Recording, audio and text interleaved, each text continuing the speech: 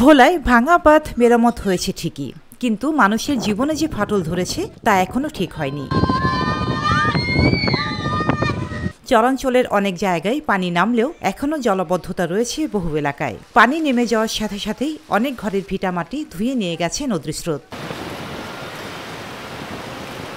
জেলা প্রশাসনের পক্ষ থেকে শুকনো খাবার ও ত্রাণ সামগ্রী বিতরণ শুরু হলেও সব এলাকায় এখনও তা পৌঁছায়নি। অনেকেই দিন কাটাচ্ছেন অর্ধাহারে কিংবা পুরোপুরি অনাহারে। বেরি সিরিয়া গেছে, পানি আইছে, পানি আইয়া হতে আমার ঘর দুয়ার ব্যাগ লয়ে গেছে, আমার রান্না বান্না ব্যাগ লয়ে গেছে, আমার ঘর হতে লই গেছে। আমরা যারা ব্যাগের লোকজন আই আমার ঘরে টাইনা ইচ্ছা উঠাইছে কিনা, আমার কোনো ভাতের ফেলে আছে না, চুলা নাই চাকরি নাই, আমরা ভাত রান্না করুন কই ফাইলা নাই আরই নেই। আমরা নাচি আল্লাহ আল্লাহ করি আর আমরা বাসা চড় হইয়া থাই, আর কি করুন আমরা। তজিমুদ্দিনের স্লুইস গেটের পাশের রিং বাঁধ ভেঙে গিয়ে বিস্তীর্ণ এলাকা পানির নিচে চলে যায়। এখনও সেই দুর্ভোগ কমেনি।